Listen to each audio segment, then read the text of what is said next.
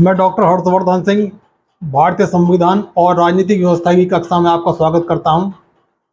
मित्रों, इससे पहले हम संविधान सभा के बारे में विस्तार से पढ़ चुके हैं और हमने 6 कक्षाएं पढ़ ली हैं। तो जो पहली बार देख रहे हैं इस वीडियो को, मैं उनसे अपेक्षा करूंगा कि वो पहले पूर्व वाली कक्षाओं को देख लें तो ज़्यादा समझने में आसानी रहेगी। संविधान सभा के बारे में हमने विस्तार से पढ़ा है, संविधान की विशेषताओं के बारे में भी हमने विस्तार से पढ़ा है। उसके बाद हम संविधान की प्रस्तावना, जिसे उद्देश्य का भी कहा जाता है और प्रेम्बल कहा जाता है, उसके बारे में विस्तार से हम पढ़ चुके हैं।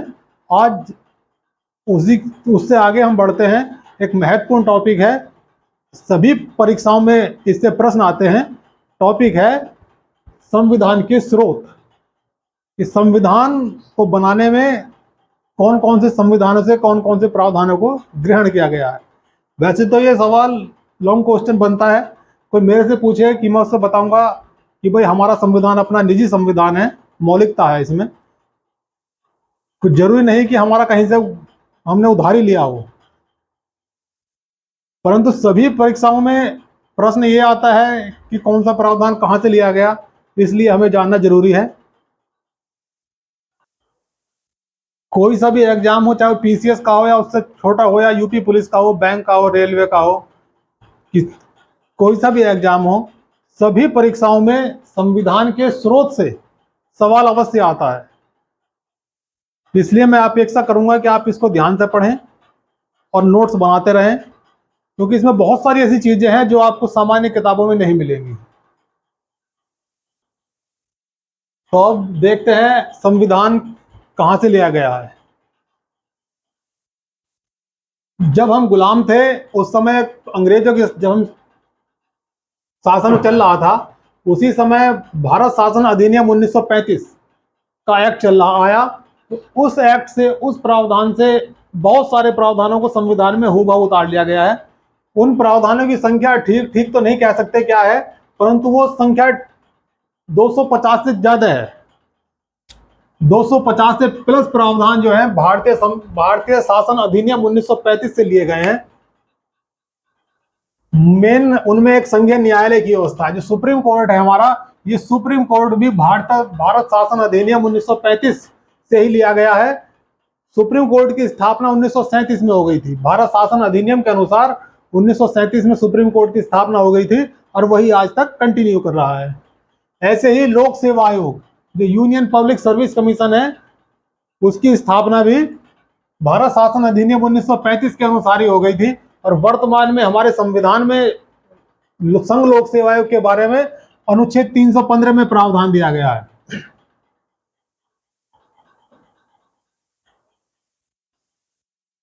सवाल यह भी आता है कि सबसे बड़ा स्रोत कौन सा है। जो हमारा संविधान है, उस संविधान का सबसे बड़ा स्रोत क्या है।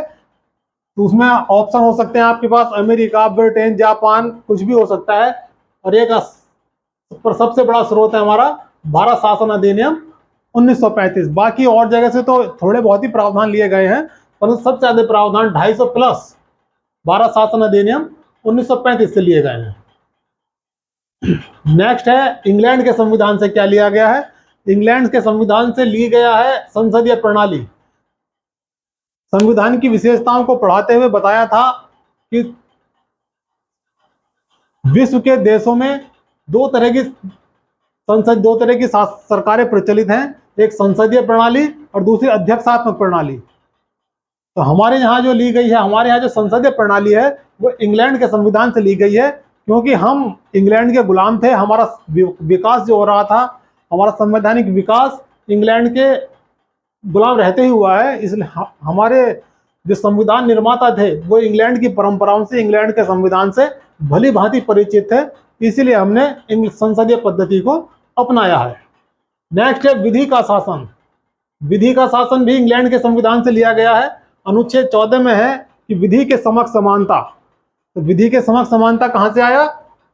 इंग्लैंड के संविधान से। संसदीय विशेषाधिकार, जो हमारे सांसद हैं, उन सांसदों को कुछ विशेषाधिकार हैं। कैसे विशेषाधिकार हैं कि कोई भी लोकसभा का या राज्यसभा का सदस्य है, सदन में मतलब लोकसभा में या राज्यसभा में कुछ भी बोल सकता है।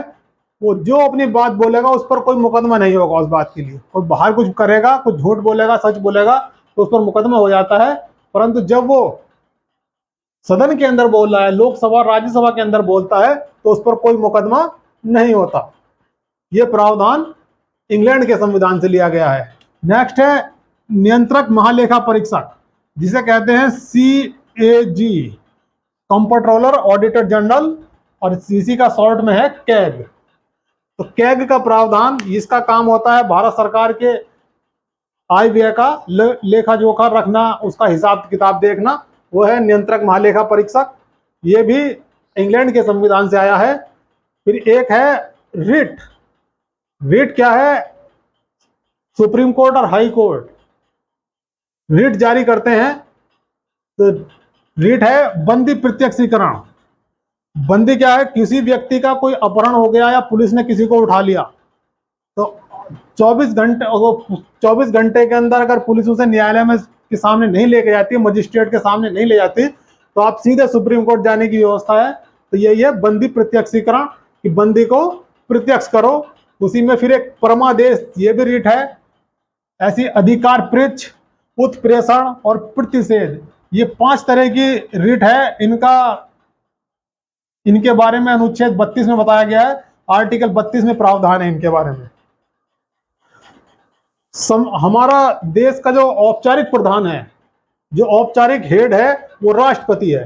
राष्ट्रपति का पद इसलिए कहते हैं कि राष्ट्रपति का पद कहां से आया? इंग्लैंड से आया। औपचारिक प्रावधान है, औपचारिक प्रमुख है वो। राष्ट्रपति केवल औपचारिक प्रधान है। औपचारिक प्रधान क्या है? केवल दिखाने का है। वास्तविक जो काम है वो मंत्रिमंडल करता है। केंद्र का मंत्रिमंडल है जिसका प्रधानमंत्री होता है, वही वास्तविक कार्यपालिका है। राष्ट्रपति केवल रबर स्टैंप है, इसे कह रहे हैं हम औपचारिक प्रधान। जो कार्य ब्रिटेन में महारानी के पास है, क्राउन के पास हुआ करते हैं, वही काम हमारे पास राष्ट्रपति के पास है। नेक्स्ट है महान्यायवादी। महान्यायवादी के बारे में अनुच्छेद 76 में प्रावधान है। 76 आर्टिकल में प्रावधान है। ये ऐसा व्यक्ति है जो सुप्रीम कोर्ट का न्यायाधीश बनने की योग्यता रखता है। राष्ट्रपति उस व्यक्ति को महान्यायवादी बना सकते हैं। महान्यायवादी का काम क्या है? ये सरकार का पक्ष, केंद्र सरकार का पक्ष रखने के लिए भारत के किसी भी न्यायालय में उपस्थित हो सकता है, और लोकसभा और राज्यसभा में भी सरकार का पक्ष रखने के लिए उपस्थित हो सकता है। परंतु जब ये सरकार का पक्ष लोकसभा राज्यसभा में रखता है तो हमारे से मत देने का अधिकार नहीं होता। नेक्स्ट है मंत्रिमंडल की प्रणाली। मंत्रिमंडल की प्रणाली जो हमारी है कि भाई मंत्री जो होंगे वो लोकसभा या राज्यसभा के सदस्य होते हैं। वो मंत्रिमंडल लोकसभा के प्रति उत्तरदायी है। ये सब सिस्टम जो है ये भी इंग्लैंड के संविधान से लिया गया है। और नेक्स्ट एकल नागरिकता। विश्व के देशों में 2 तरह की नागरिकताएं प्रचलित हैं। जो संघीय व्यवस्था वाले देश हैं, तो उनमें अमेरिका में भी संघीय व्यवस्था का देश है। वहां 2 तरह की नागरिकता है, एक राज्य की नागरिकता और एक केंद्र की नागरिकता। हमारे यहाँ एकल नागरिकता है, जो केंद्र की नागरिकता है। ये प्रावधान भी इंग्लैंड के संविधान से लिया गया है।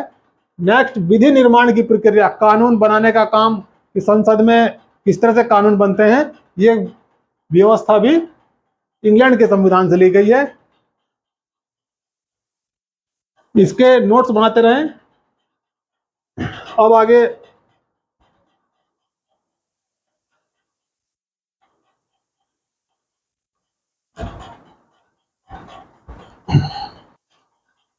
इंग्लैंड के बाद हम देखते हैं अमेरिका के संविधान से कौन कौन से प्रावधान लिए गए हैं। तो अमेरिका के संविधान से लिया गया है उपराष्ट्रपति का पद। उपराष्ट्रपति का पद का जो आया है वो अमेरिका के संविधान से आया है। नेक्स्ट है प्रस्तावना का विचार। जो प्रस्तावना है हम भारत के लोग, ये हम भारत के लोग, ये ऐसे ही है, अमेरिका के संविधान में है हम अमेरिका के लोग। तो हम भारत के लोग मतलब प्रस्तावना, ये जो विचार है, शुरुआत है, वो भी अमेरिका के ही संविधान से है। नेक्स्ट है राष्ट्रपति पर महाभियोग, क्योंकि राष्ट्रपति को हटाने की प्रक्रिया है। महाभियोग मतलब राष्ट्रपति को पद से हटाना, तो राष्ट्रपति को पद से हटाने का तरीका भी अमेरिका के संविधान से लिया गया है। नेक्स्ट है मूल अधिकार। हमारे संविधान में मूल अधिकार संविधान के भाग 3 में अनुच्छेद 12 से 35 में दिए गए हैं। तो ये मूल अधिकार भी अमेरिका के संविधान से लिए गए हैं। अमेरिका के संविधान में इनको बिल ऑफ राइट्स कहा गया है, जिसे हम मूल अधिकार कह रहे हैं, अमेरिका वाले उसको बिल ऑफ राइट्स कहते हैं। नेक्स्ट, न्यायपालिका की स्वतंत्रता। न्यायपालिका स्वतंत्र है, अमेरिका में भी स्वतंत्र है न्यायपालिका, उसी तरह से हमारी न्यायपालिका भी स्वतंत्र है। राष्ट्रपति का निर्वाचन, इससे पहले हमने पढ़ा था कि राष्ट्रपति का पद आया था इंग्लैंड से। जैसे कि वहां केवल संवैधानिक प्रमुख का पद है, ब्रिटेन में महारानी का, क्राउन का, तो वैसे ही हमारे यहाँ भी पद संवैधानिक प्रमुख है, परंतु अब है राष्ट्रपति का निर्वाचन, कि अमेरिका जो चुना राष्ट्रपति है वो चुना हुआ होगा, निर्वाचित राष्ट्रपति होगा। ये विचार आया है अमेरिका से। सुप्रीम कोर्ट और हाई कोर्ट के न्यायाधीशों को पद से हटाने का तरीका, पद से हटाने की प्रक्रिया भी आई है अमेरिका के संविधान से, कि हाई कोर्ट और सुप्रीम कोर्ट के जजों को अपने पद से कब हटाया जाए, कैसे हटाया जाए। इसमें लोकसभा राज्यसभा के 2/3 बहुमत से हटाया जाता है इनको, वो सब भी अमेरिका के संविधान में वैसा ही प्रावधान है। नेक्स्ट है न्यायिक पुनरावलोकन। न्यायिक पुनरावलोकन क्या है कि जब कोई न्यायाधीश अपना निर्णय दे देता है, उसके पास दोबारा भी अपील हो सकती है, तो न्यायाधीश या सुप्रीम कोर्ट अपने निर्णय को पुनः विचार कर सकता है। यही है न्यायिक पुनरावलोकन। संविधान की सर्वोच्चता, कि संविधान सर्वोच्च है, संविधान से ऊपर कुछ नहीं है, संविधान से ऊपर कोई नहीं है, कोई संस्था नहीं है, यह प्रावधान भी अमेरिका के संविधान से है। नेक्स्ट, वित्तीय आपात की व्यवस्था भी अमेरिका के संविधान से ली गई है, आप इसे नोट कर लें।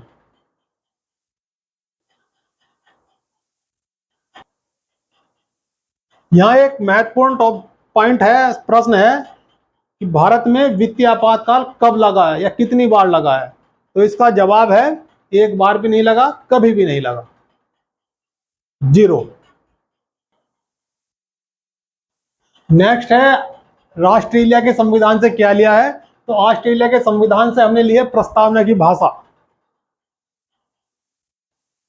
फिर संयुक्त अधिवेशन, राष्ट्रपति संसद के दोनों सदनों का अधिवेशन बुला सकता है, संयुक्त अधिवेशन बुला सकता है अनुच्छेद 108 के तहत। किसी भी व्यक्ति को देश में कोई भी व्यापार वाणिज्य करने की स्वतंत्रता है। यह है संविधान के भाग 13 में अनुच्छेद 301 से 307, व्यापार वाणिज्य और समागम की स्वतंत्रता। व्यापार वाणिज्य की स्वतंत्रता भाग 13 अनुच्छेद 301 से 307 तक इसके बारे में प्रावधान है। नेक्स्ट है संघ और राज्यों के बीच संबंध, ये ऑस्ट्रेलिया से लिया गया है, बहुत इंपॉर्टेंट। नेक्स्ट पॉइंट, समवर्ती सूची। तीन सूचियां हैं, संघ सूची, राज्य सूची और समवर्ती सूची। तो उसमें जो 7वीं अनुसूची में है, जो संविधान में 12 अनुसूचियां हैं, उन 12 में 7वीं अनुसूची है केंद्र राज्य के बारे में, तो उसमें 7वीं अनुसूची में है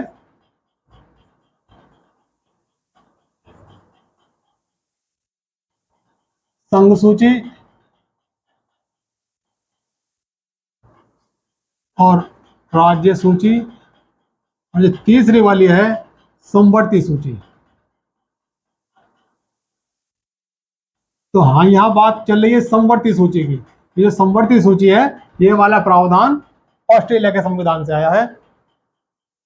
नेक्स्ट, आयरलैंड के संविधान से क्या लिया गया है, एक महत्वपूर्ण टॉपिक, महत्वपूर्ण विषय, राज्य के नीति निदेशक तत्व।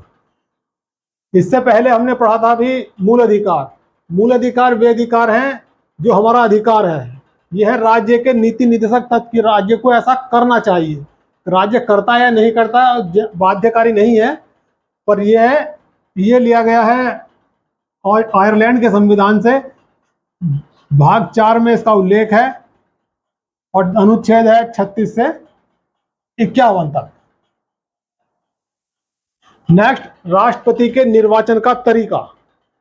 राष्ट्रपति का पद आया इंग्लैंड के संविधान से कि वहां संवैधानिक प्रमुख है, हमारे यहाँ भी राष्ट्रपति संवैधानिक प्रमुख है। फिर राष्ट्रपति निर्वाचित होना चाहिए, ये आया अमेरिका के संविधान से। तीसरा आ रहा है कि निर्वाचित कैसे होगा, क्योंकि अमेरिका का राष्ट्रपति का निर्वाचन अलग तरीके का है, हमारा अलग तरीके का है। तो हमारा राष्ट्रपति कैसे निर्वाचित होगा, इस बात का लिए हमने पढ़ा आयरलैंड के संविधान को। जो संविधान बनाने वाले थे, संविधान सभा के जो लोग थे, उन्होंने लगभग 60 देशों के संविधान को पढ़ा था। उन्हें जो प्रावधान जहां अच्छा लगा वहां से वो लेते रहे या उसमें परिवर्तन उसको करते रहे। तो जो हमारा तरीका है आनुपातिक प्रतिनिधित्व के सिद्धांत पर,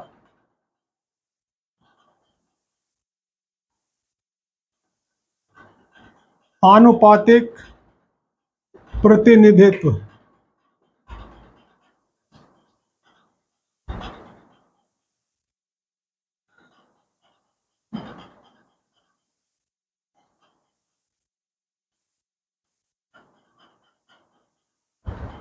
के सिद्धांत पर एकल संक्रमणीय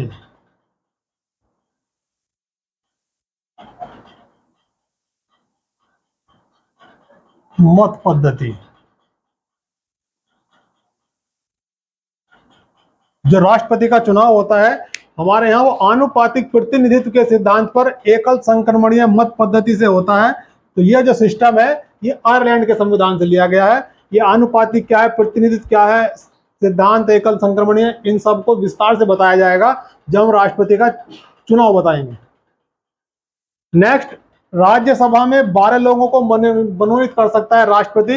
ये व्यवस्था भी आयरलैंड के संविधान से आई है। इसके बाद राष्ट्रपति, आपने देखा होगा कि राष्ट्रपति द्वारा पुरस्कार दिए जाते हैं, तो उन पुरस्कार को देने की तरीका, देने की व्यवस्था भी आयरलैंड के संविधान से आई है। आप इनको नोट कर लें, फिर आगे बढ़ते हैं। नेक्स्ट है दक्षिण अफ्रीका के संविधान से कौन से प्रावधान लिए गए हैं। तो दक्षिण अफ्रीका के संविधान में से लिया गया है संविधान संशोधन की प्रक्रिया। जो हमारे संविधान में संशोधन करने का तरीका है, वो व्यवस्था ली गई है दक्षिण अफ्रीका के संविधान से। संविधान में संशोधन होता है राज्यसभा और लोकसभा के द्वारा 2/3 बहुमत से, 2/3 बहुमत से। और कुछ प्रावधान ऐसे हैं जहां राज्यों की भी अनुमति लेनी पड़ती है, आधे से अधिक राज्यों की अनुमति लेनी पड़ती है। तो ये सब तरीका जो है दक्षिण अफ्रीका के संविधान से लिया गया है। नेक्स्ट, राज्यसभा के सदस्यों का निर्वाचन, कि राज्यसभा के जो मेंबर हैं उनका चुनाव कैसे होगा, वो व्यवस्था भी दक्षिण अफ्रीका के संविधान से आई है। नेक्स्ट, जापान के संविधान से क्या लिया गया है, वो है विधि का शासन। एक ही मुख्य रूप से एक ही प्रावधान है, बहुत इंपॉर्टेंट है। अक्सर पूछा जाता है कि जापान की विधि के शासन की व्यवस्था कहाँ से आई है, जापान के संविधान से। नेक्स्ट, गणतंत्रात्मक शासन पद्धति। गणतंत्रात्मक शासन पद्धति ली गई है फ्रांस के शासन से। गणतंत्र क्या है, वे देश या वे राज्य जहां पर कोई आनुवांशिक व्यक्ति राज्य का प्रमुख नहीं होता, सरकार का प्रमुख नहीं होता, गणतंत्र कहलाते हैं। इस हेतु वहां नियमित चुनाव होते हैं। और हमारे यहाँ भी राष्ट्र का प्रमुख या राज्य का प्रमुख जो है वो राष्ट्रपति है, वो कोई आनुवांशिक व्यक्ति नहीं है। उसके लिए एक चुनाव का तरीका है, उसके लिए समय समय पर चुनाव करे जाते हैं। आप इनको नोट करें, फिर थोड़ा सा और बचाव से देखते हैं। नेक्स्ट है कनाडा के संविधान से कौन से प्रावधान लिए गए। तो राज्यपाल की नियुक्ति का तरीका जो है, राज्यपाल होगा, राज्य कैसे होगा, चुनाव कैसे नियुक्ति होगी उसकी, तो ये व्यवस्था ली गई है कनाडा के संविधान से। नेक्स्ट, उच्चतम न्यायालय सुप्रीम कोर्ट से राष्ट्रपति सलाह लेता है। किसी भी विषय पर राष्ट्रपति को कोई कानूनी सलाह की आवश्यकता होती है, तो आर्टिकल 143 कहता है कि राष्ट्रपति सुप्रीम कोर्ट के न्यायाधीशों से सलाह ले सकता है। तो ये व्यवस्था आर्टिकल 143 में है, कनाडा के संविधान से ली गई है। तो ये जो सलाह राष्ट्रपति लेगा, इस सलाह को राष्ट्रपति मानने के लिए बाध्य नहीं है।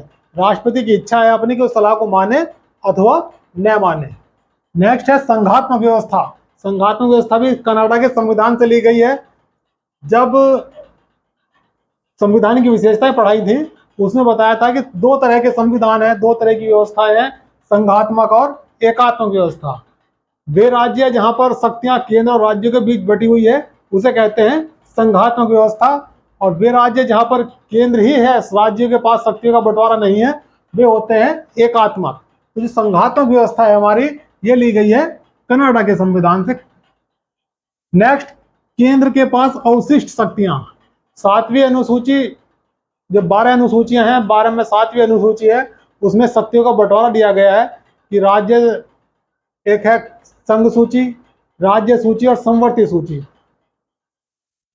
तो वहां जो विषय बच गए हैं उन विषय को बता दिया गया है कि जो विषय किसी अनुसूची में नहीं है, किसी भी सूची में नहीं है, ना संघ में, ना राज्य में, ना संवर्ती में, उन विषयों पर कानून बनाने का अधिकार केंद्र के पास होगा। जैसे कंप्यूटर का विषय है, जब संविधान लागू हुआ उस समय कंप्यूटर की अवधारणा नहीं थी, तो कंप्यूटर का जैसे विषय केंद्र के पास है। नेक्स्ट है मौलिक कर्तव्य। मौलिक कर्तव्य क्या है? ये नागरिकों के कर्तव्य हैं, हमारे और आपके कर्तव्य हैं। हमसे अपेक्षा की जाती है कि नागरिक लोग ऐसा करेंगे। जब संविधान लागू हुआ 26 जनवरी 1950 को, तो ये प्रावधान संविधान में नहीं था। संविधान निर्माताओं ने, संविधान सभा जब संविधान को बना रहे थे, उस समय मौलिक कर्तव्यों का प्रावधान नहीं दिया गया था। बाद में महसूस किया गया कि एक ऐसा भी कुछ होना चाहिए कि जो जिसमें बताया जाए कि नागरिकों के क्या कर्तव्य हैं। इसको बाद में जोड़ा गया 42वें संविधान संशोधन के द्वारा। 42वां संविधान संशोधन हुआ 1976 में, तब इनको जोड़ा गया, और पहले इनकी संख्या 10 थी। 1976 में मौलिक कर्तव्यों की संख्या 10 थी, जो कि वर्तमान में, जबकि वर्तमान में 11 है। 11 कब हुई? 2002 में 86वां संविधान संशोधन होता है, 2002 में इसको जोड़ा गया। और क्या जोड़ा गया? कि माता पिता का कर्तव्य है कि वे अपने 6 से 14 वर्ष तक के बच्चों को अनिवार्य रूप से शिक्षा दें। ये माता पिता का कर्तव्य है। बेहद इंपॉर्टेंट पॉइंट। 11वां कितने को कर्तव्य हैं? 11। और 11वां कब जोड़ा गया? 2002 में। संशोधन कौन सा? 86वां। या मूल, सारे के सारे मूल कर्तव्य कब जोड़े गए? 1976 में, 42वें संविधान संशोधन के द्वारा। प्रारंभ में जब संविधान लागू हुआ उस समय मौलिक कर्तव्यों की संख्या नील बटा सन्नाटा, कोई भी मौलिक कर्तव्य नहीं था। आगे बढ़ते हैं। प्रस्तावना में सामाजिक, आर्थिक, राजनीतिक न्याय जैसे शब्दों को भी रूस के संविधान से ही लिया गया है। और लास्ट है जर्मन के संविधान से क्या लिया गया? जर्मन में समय समय पर संविधान बदलते रहे हैं। जर्मनी का जब एकीकरण हुआ तो संविधान फिर बदला गया। हम बात कर रहे हैं जर्मनी के उस संविधान की जो कि पहले विश्व युद्ध के बाद 1919 के बाद से लेके 1935 तक लागू रहा। 1935 के बाद तो हिटलर आ जाता है। हिटलर अपने अनुसार संविधान में फिर से परिवर्तन करता है। तो हम बाद के संविधान नहीं है, पहला वाला संविधान है वाइमर। वाइमर एक जगह थी जहां पर की बैठ करके संविधान बनाया गया था, उसी के नाम पर है वाइमर संविधान। तो उस वाइमर संविधान से क्या लिया गया? आपातकाल के दौरान, आपातकाल के समय मौलिक अधिकारों का स्थगन। जो मूल अधिकार हैं उनको 12 से 35 में मूल अधिकारों के बारे में दिया गया है कि वे आपातकाल जब लगेगा तो उनको किस तरह से सस्पेंड किया जाता है। तो उसमें प्रावधान है कि अनुच्छेद 19, आर्टिकल 19 जो है वो स्वतः निलंबित हो जाता है। जैसे ही आपातकाल लगा और आर्टिकल 19 अपने आप खत्म हो गया। और इसमें 20 और 21, अनुच्छेद 20 और 21 को छोड़कर राष्ट्रपति किन्हीं अथवा सभी मौलिक अधिकारों को, मूल कर्तव्यों को समाप्त कर सकता है। मतलब यह है कि 20 और 21 ऐसे अनुच्छेद हैं जो किसी भी हालत में कभी भी समाप्त नहीं होते हैं। संविधान के स्रोत के संबंध में ये बहुत इंपॉर्टेंट पॉइंट थे। आशा करता हूं आपकी समझ में आया होगा। वीडियो को बार बार देखने की कोशिश करें और जो पुराने वीडियो हैं उनको भी देख लें। एकदम स्पेशली संकलन है। आज के लिए इतना ही। धन्यवाद।